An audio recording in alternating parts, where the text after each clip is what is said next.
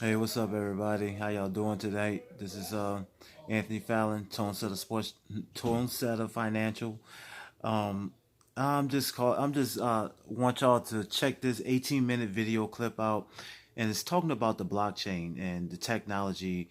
Uh, uh, they say technology revolution that's about to kick off. I just want y'all to understand. Clearly what's about to happen, because it was funny that this video pops up in my feed, right? Because during a conference call, our team conference call last night, I had I got some inside, not some inside information, but some exclusive information from a very well-known economist, futurist. He's considered America's first futurist, George Gilder, if I'm pronouncing his name right. And this book that just he's about to release, I have an opportunity to get it. So when I do my publishing company, my financial publishing company, they always come to us first with this information. And I don't even think the book is out on the market yet. Maybe it is and maybe it's not. I'm not quite sure.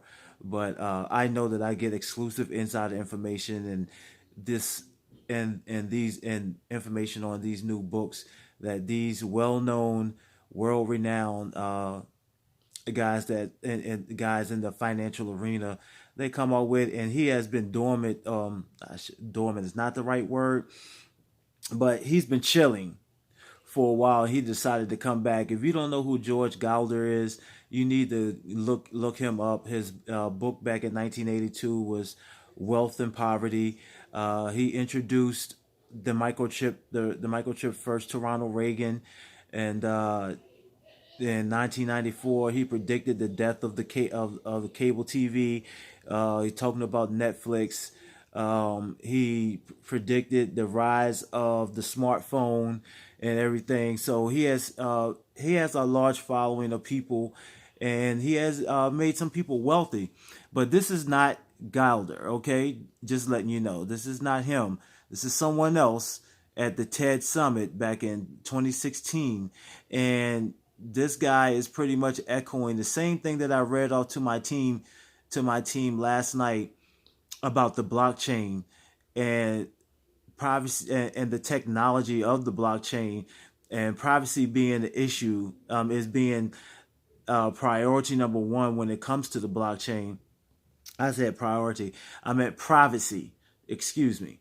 I'm a little exhausted here. Uh, yes, privacy is the issue, and listen to what all the dynamics of what the blockchain has it has done so far, starting off with Bitcoin. Now, and the reason why I am Bitcoin is the mother, and there's nothing you can take away from that. And so but just listen to what the blockchain has done so far when we talk about Bitcoin and the Ethereum platform. And the reason why I'm saying this is because of the fact that uh, I am an affiliate with Karatbars International, and Karatbars International has a cryptocurrency that is currently out called the KBC, and is backed by physical gold. And they have we have another coin called the KBC. I mean KCB. Sorry, and it's still in its ICO phase, and is backed by the company's the other assets such as the crypto bank, uh, the voice over blockchain satellite phone, the voice over blockchain laptop. This is a it's a they are very uh, uh, high quality technology, and is all through the blockchain. And we have our own blockchain called the mainnet that will be fully operational here soon. So the reason why I am tying Karatbars to this is because we are in this arena. Number and the second thing is that, and you could go on to the Forbes list, and look at the blockchain's watch list and Karatbars International Blockchain. When it is fully operational, it is in the top 10 on Forbes magazine. Simple research, you can Google it.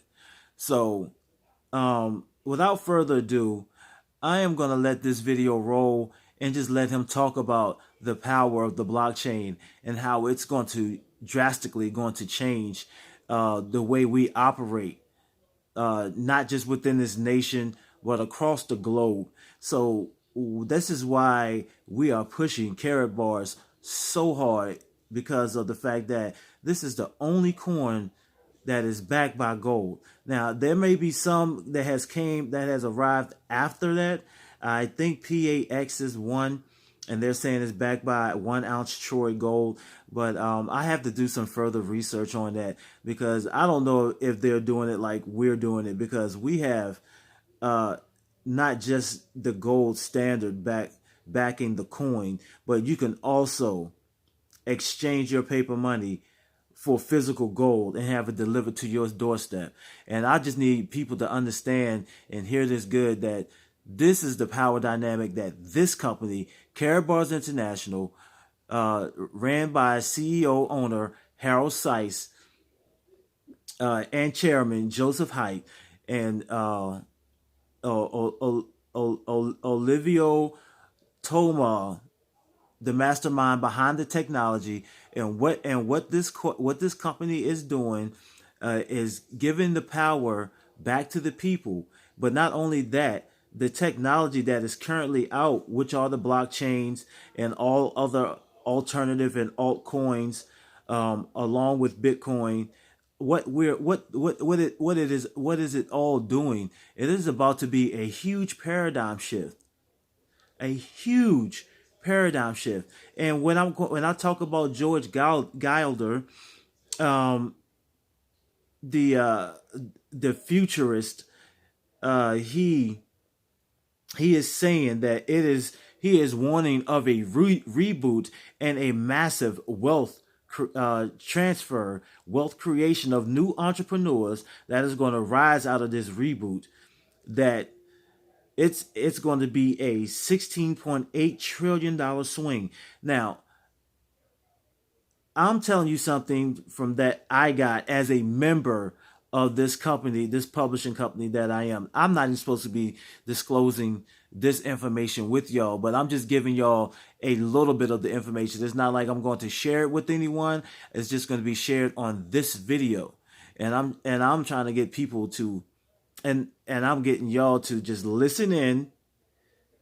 And for those who get it, those who hear this, those who understand it, those who want to get involved with Karatbars International, get involved now, because time is of the essence. You got till December the 15th to get these KCB coins that is coming out of its ICO phase right now. December the 15th is the deadline before before you get no more coins with these what we call profit packages. And what we call profit packages, and they range from a very, for people that are limited on their budget, to those who have a very expensive budget and want to get the most coins. But either way, you get free coins in these profit packages along with gold, digital gold in these profit packages. And if you are interested in getting involved with Karatbars International by setting up a free gold savings account, that's where we all start. A free gold savings account. I cannot stress that enough, because I've been in it. I have gotten for free. I've been a member with this company for over 5 years, and I got to tell you, I have not paid one monthly auto ship or any fees whatsoever. If that's not free, I don't know what to call it. All I was able to do was sign up, register, and exchange my paper money for currency grade gold. 24 karat, 99.99% bullion gold, LBMA certified.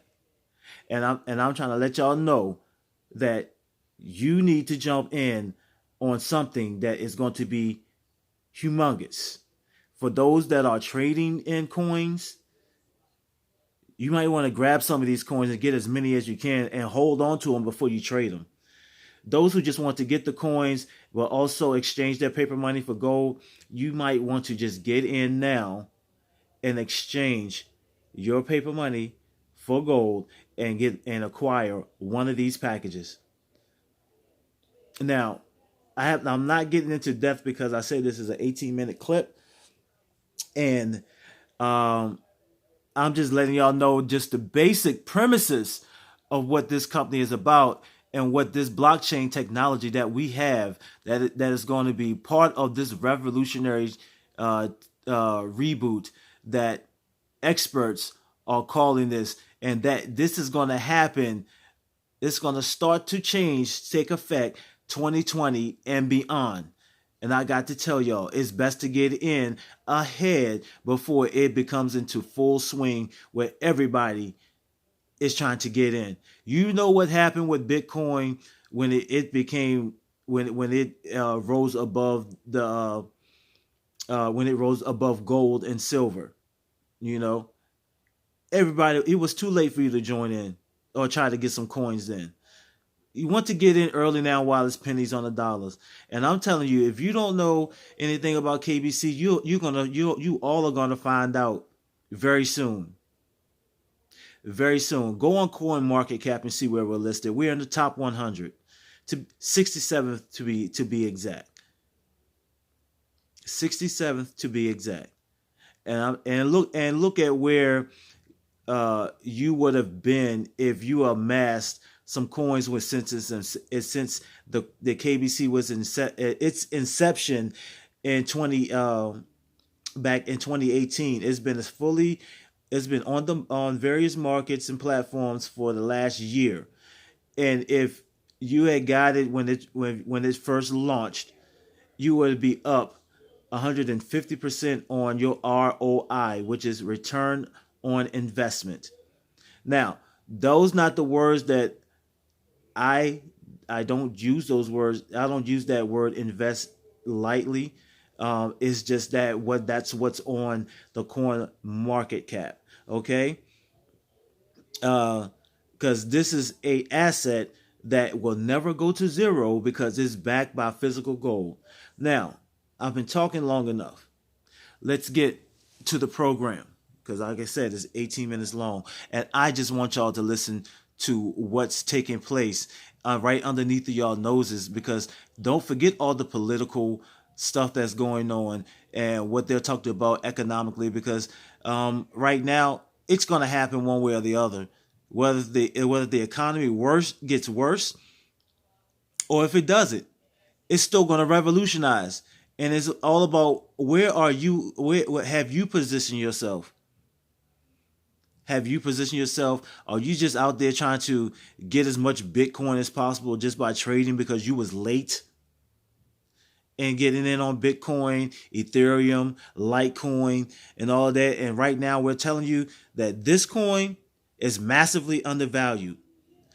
And if you want to get a coin that is massively undervalued, and when everybody starts to notice that this coin that you can get right now in this ICO phase, pennies on the dollar, or you can trade to get KBC, which has been established for a year, has been launched for over a year now. You want to get these two coins as much of it as possible. So what I'm saying, I'm urging you, get some of this KCB coins that is in ICO phase. Trust me. Trust what I'm saying. I believe that this is going to take off once we go into our next phase with this company. Without further ado, let's go to this TED Summit.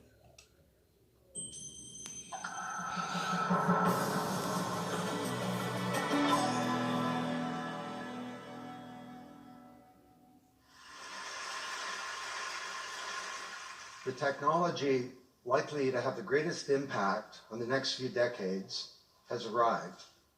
And it's not social media, it's not big data, it's not robotics, it's not even AI. And you'll be surprised to learn that it's the underlying technology of digital currencies like Bitcoin. It's called the blockchain. Blockchain.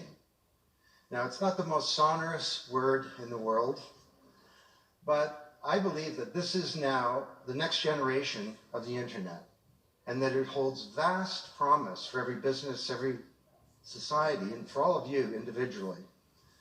You know, for the past few decades, we've had the internet of information. And when I send you an email or a PowerPoint file or something, I'm actually not sending you the original, I'm sending you a copy. And that's great. This is democratized information. But when it comes to assets, things like money, financial assets like stocks and bonds, loyalty points, intellectual property, music, art, a vote, carbon credit, and other assets, sending you a copy is a really bad idea. If I send you $100, it's really important that I don't still have the money and that I can't send it to you.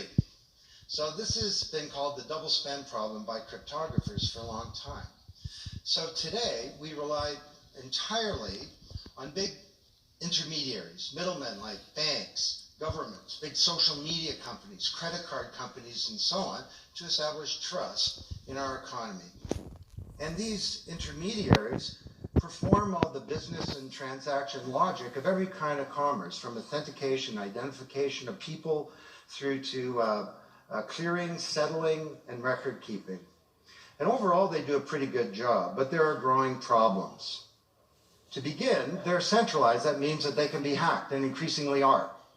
And JP Morgan, US federal government, LinkedIn, Home Depot, and others found that out the hard way.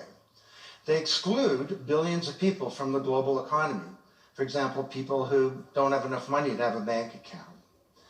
They slow things down. It can take a second for an email to go around the world, but it can take days or weeks for money to move through the banking system across the city. And they take a big piece of the action, 10 to 20%, just to send money to another country. They capture our data, and that means that we can't monetize it or use it to better manage our lives. And our privacy is being undermined. And the biggest problem is that overall, they've appropriated the largesse of the digital age asymmetrically. And we have wealth creation, but we have growing social inequality. So what if there were not only an internet of information, what if there were an internet of value? Some kind of vast, global, distributed ledger running on millions of computers and available to everybody, and where every kind of asset, from money to music, could be stored, moved, transacted, exchanged, and managed, all without powerful intermediaries. What if there were a native medium for value? Well, in 2008, the financial industry crashed, and perhaps propitiously, an unknown or anonymous person or persons named Satoshi Nakamoto created a paper where he developed a protocol for a digital cash that used an underlying cryptocurrency called Bitcoin. And this cryptocurrency enabled people to establish trust and do transactions without a third party. And the seemingly simple act set off a spark that's ignited the world, that has everyone excited or terrified or otherwise interested in many places. Now, don't be confused about Bitcoin, okay? Bitcoin is an asset. It goes up and down, and that should be of interest to you if you're a speculator. More broadly, it's a cryptocurrency. It's not a fiat currency controlled by a nation state, and that's of greater interest. But the real pony here is the underlying technology. It's called blockchain. So, for the first time now in human history, people everywhere can trust each other and transact peer-to-peer. And trust is established not by some big institution, but by collaboration, by cryptography, and by some clever code. And because trust is native to the technology, I call this the trust protocol. Now you're probably wondering, well, how does this thing work? Fair enough. Assets, digital assets like money to music and everything in between, are not stored in a central place, but they're distributed across a global ledger using the highest level of cryptography. And when a transaction is conducted, it's posted globally across millions and millions of computers. And out there around the world is a group of people called miners. These are not young people, they're Bitcoin miners. And they have massive computing power at their fingertips, 10 to 100 times bigger than all of Google worldwide.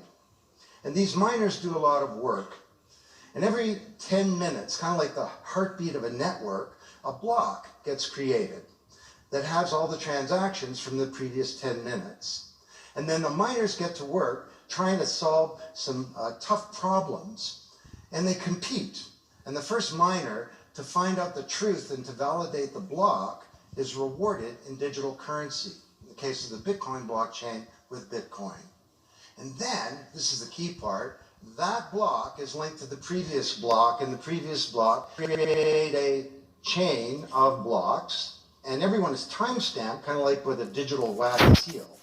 So if I wanted to go and hack a block and say, pay you and you with the same money, I'd have to hack that block, plus all the preceding blocks, the entire history of commerce on that blockchain, not just on one computer, but across millions of computers simultaneously, all using the highest levels of encryption in the light of the most powerful computing resource in the world that's watching me. Tough to do. And this is infinitely more secure than the computer systems that we have today. Blockchain, that's how it works. So the Bitcoin blockchain is just one. There are many. The Ethereum blockchain was developed by a Canadian named Vitalik Buterin. He's 19 years old. And this blockchain has some extraordinary capabilities. One of them is that you can build smart contracts. It's kind of what it sounds like. It's a contract that self-executes.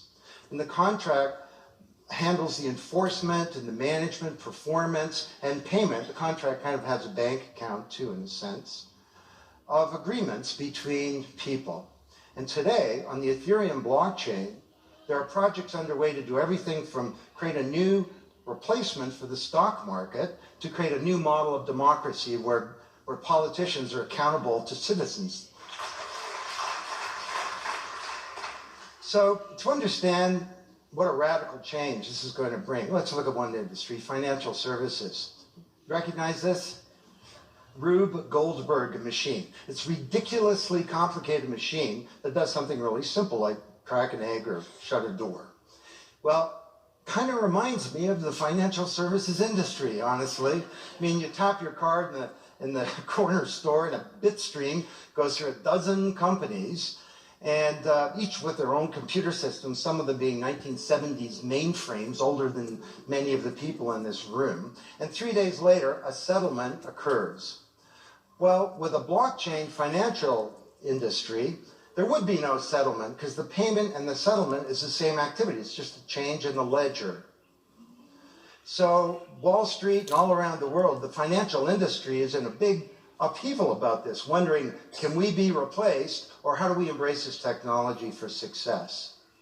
Now, why should you care? Well, let me describe some applications. Prosperity. The first era of the Internet of information, brought us wealth, but not shared prosperity, because social inequality is growing. And this is at the heart of all of the anger and extremism and protectionism and xenophobia and worse that we're seeing growing in the world today. Brexit being the most recent case. So could we develop some new approaches to this problem of inequality? Because the only approach today is to redistribute wealth, tax people and spread it around more. Could we pre-distribute wealth? Could we change the way that wealth gets created in the first place by democratizing wealth creation, engaging more people in the economy, and in ensuring that they got fair compensation? Let me describe 5 ways that this can be done. Number 1, Did you know that 70% of the people in the world who have land have a tenuous title to it? So you got a little farm in Honduras, some dictator comes to power. He says, I know you got a piece of paper that says you own your farm, but the government computer says my friend owns your farm. This happened on a mass scale in Honduras, and this problem exists everywhere. Hernando de Soto, the great Latin American economist, says this is the #1 issue in the world in terms of economic mobility, more important than having a bank account. Because if you don't have a valid title to your land, you can't borrow against it, and you can't plan for the future. So today, companies are working with governments to put land titles on a blockchain. And once it's there, this is immutable. You can't hack it. This creates the conditions for prosperity for potentially billions of people. Secondly, a lot of writers talk about Uber and Airbnb and TaskRabbit and Lyft and so on as part of the sharing economy. This is a very powerful idea that peers can come together and create and share wealth. My view is that these companies are not really sharing. In fact, they're successful precisely because they don't share. They aggregate services together and they sell them.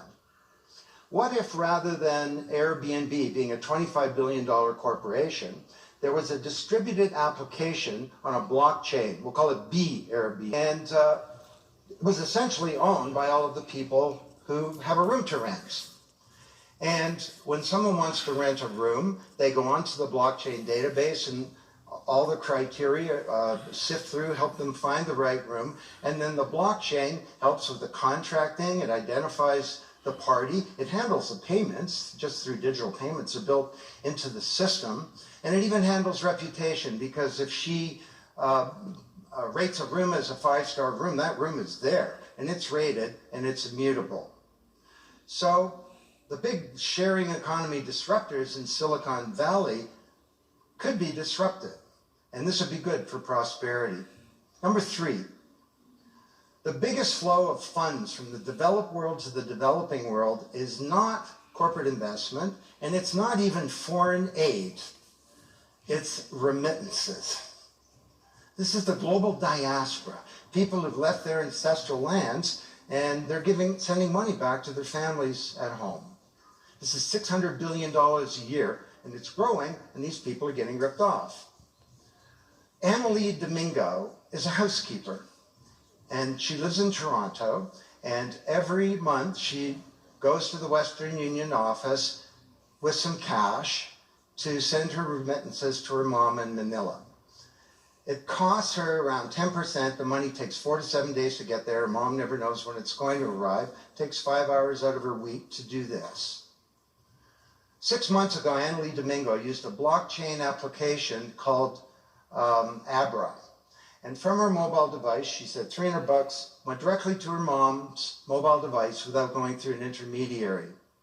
And then her mom looked at her mobile device. It's kind of like an Uber interface. There's Abra tellers moving around. She clicks on a teller that's a 5-star teller who's 7 minutes away. The guy shows up at the door, gives her Filipino pesos. She puts them in her wallet. The whole thing took minutes, and it cost her 2%. This is a big opportunity for prosperity. Number 4, the most powerful asset of the digital age is data. And data is really a new asset class, maybe bigger than previous asset classes like land under the agrarian economy or an industrial plant, or even money. And all of you, we create this data. We create this asset. And we leave this trail of digital crumbs behind us as we go throughout life. And these crumbs are collected into a mirror image of you, the virtual you. And the virtual you may know more about you than you do, because you can't remember what you bought a year ago or said a year ago or your exact location a year ago. And the virtual you is not owned by you. That's the big problem. So today there are companies working to create an identity in a black box. The virtual you owned by you. And this black box moves around with you as you travel throughout the world, and it's very, very stingy. It only gives away the shred of information that's required to do something. A lot of transactions, the seller doesn't even need to know who you are. They just need to know that they got paid. And then this avatar is sweeping up all this data and enabling you to monetize it. And this is a wonderful thing because it can also help us protect our privacy. And privacy is the foundation of a free society. Let's get this asset that we create back under our control, where we can own our own identity and manage it responsibly. Finally,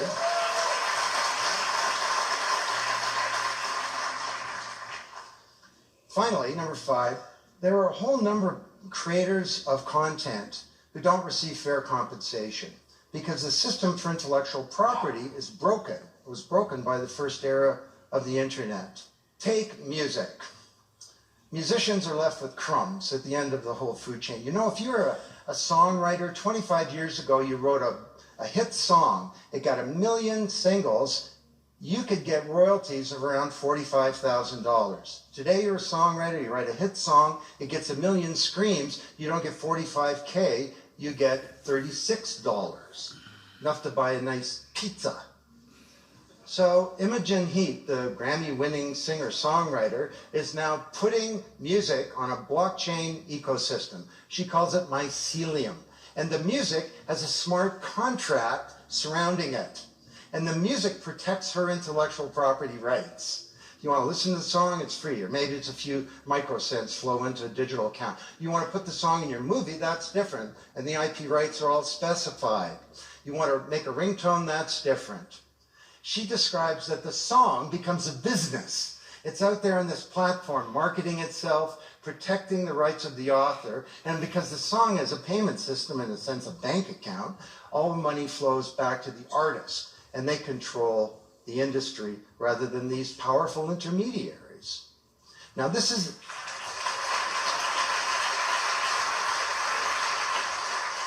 not just songwriters, it's any creator of content, like art,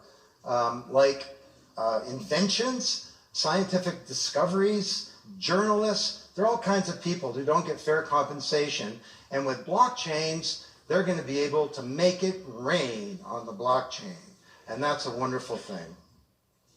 So these are 5 opportunities out of a dozen to solve one problem, prosperity, which is one of countless problems that blockchains are applicable to.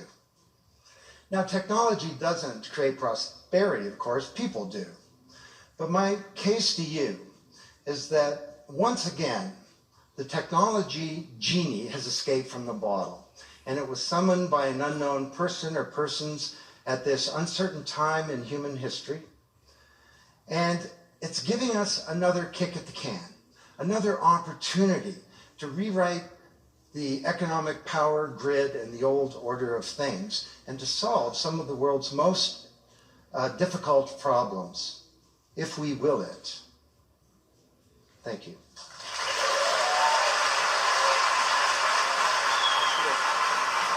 All right, there we go. There we go. There we go. Okay. What do you have to say about that? Tell me your thoughts in the comments below. I will leave my Karatbars link for those who heard this or watched this video for the first time and want to get involved. After this link is posted, if someone sent you this video, please get back with the person that sent you the video that's into Karatbars. Now, as I said, y'all heard it for yourself from an expert. I just told you about George Gallagher. He's echoing the same words. That this blockchain technology that Karatbars International and others have is going to make some big changes coming in the near future. So people, get into position. I would like for you to come on board with Karatbars International, because we have a coin that has a tangible tier 1 asset behind it, and it's nothing like it so far. And the reason why I say that is because it's just not the coin in gold. It's the coin gold plus other assets that are backing it that help support the coin in gold to make it even more valuable. Besides that, you can also exchange your paper money for gold whenever you feel like it. And if you got the KBC, the coin that is on the market right now, you can trade 100 coins back to get 1 gram of gold. That's if you have the KBC. But right now, if you want to get some coins that's pennies on the dollar and you want to get a lot of coins for free, the profit package. The lowest package that we have in Karatbars International. After registering to set up your free gold savers account, it's $155 in euro, which is about $180 in USD. Okay? But that's it, guys. I will post my link here shortly. All right. I'll see you later. I can elaborate some more if you have any questions.